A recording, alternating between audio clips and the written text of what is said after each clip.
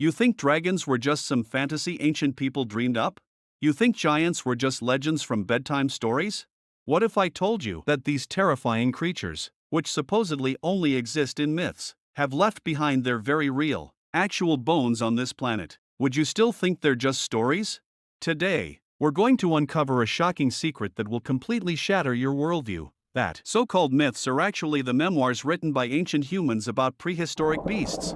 Are you ready? Let's count down from number 4 and reveal the truth. Not long ago, this photo broke the internet. A golden dragon was caught by fishermen near the coast. It had a head like a horse, a tail like a snake, and a spine of sharp fins.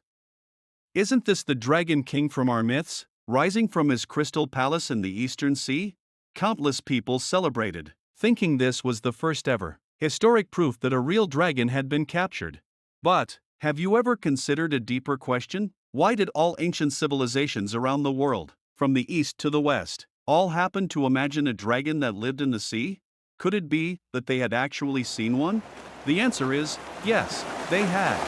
Because they really did exist. Paleontologists have found their proof in the rock layers of the Cretaceous period, the Mosasaurus.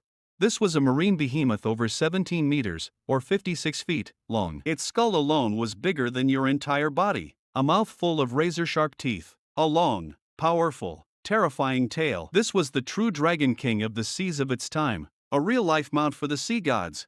You can just imagine our ancestors walking along the coast and suddenly stumbling upon a colossal skeleton washed ashore, as massive as a hill. That shock and awe eventually took form in 2 words: divine dragon. If capturing a dragon sounds unbelievable, then what about capturing a living giant? The impact of this photo is 10 times stronger than the last one. A giant, estimated to be over 5 meters, or 16 feet, tall, is chained to the deck with thick iron links, its face twisted in pain. Alright, we all know this photo is AI generated, but don't click away just yet. Let's not talk about the fake photo. Let's talk about the real fear behind it. From the titans of Greek mythology, to the Nephilim in the Bible, to the frost giants of the Nordic plains, giants are a staple, an absolutely essential character in every single civilization's mythology.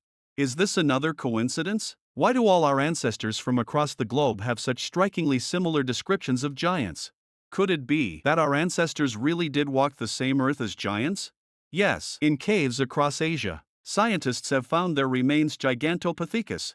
This was the largest primate to have ever existed on Earth. It stood over 3 meters, nearly 10 feet, tall and weighed twice as much as a modern adult gorilla.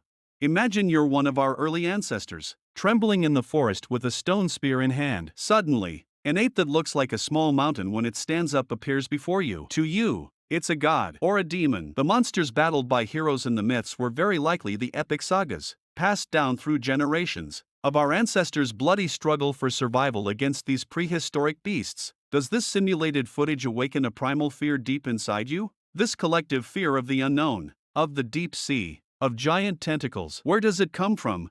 In Norse mythology, it's the Kraken, capable of crushing Viking longships with its tentacles. In modern horror stories, it's the Lovecraftian Old One, an indescribable entity from the abyss. Why? Why are we so terrified of these things? Because the strangest, most illogical monster in the history of life on Earth actually existed. Let's go back 500 million years to the Cambrian period. The ocean back then was a truly alien planet, and one of its absolute rulers was this creature, the Anomalocaris.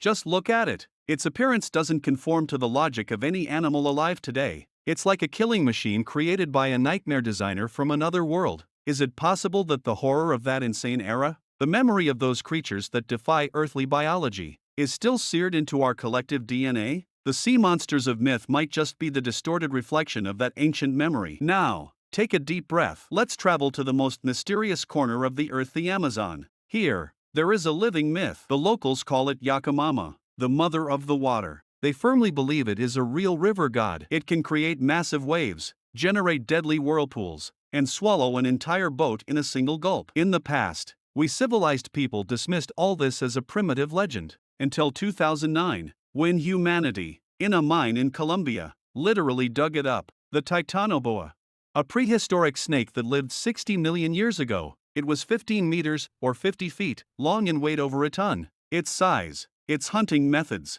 its very existence perfectly matches every single detail of the Yakamama legend. One is a real-life prehistoric overlord, the other, a living myth that endures to this day. Science tells us the Titanoboa is long extinct, but in this rainforest larger than Europe, 99% of which remains unexplored. In those millions of square kilometers of uncharted waters, who can say, with 100% certainty, that one of its descendants didn't manage to survive? And who's to say that Yakamama isn't just the name they call it now? From the Mosasaurus to Gigantopithecus, from Anomalocaris to Titanoboa, perhaps myth isn't fantasy at all, but history. A final warning, paid for with the lives of our ancestors, about that lost world. Now, it's your turn. Leave a comment below and tell me, do you think the Yakamama really still exists? Or, what other mythological creatures have you heard of that might have been real?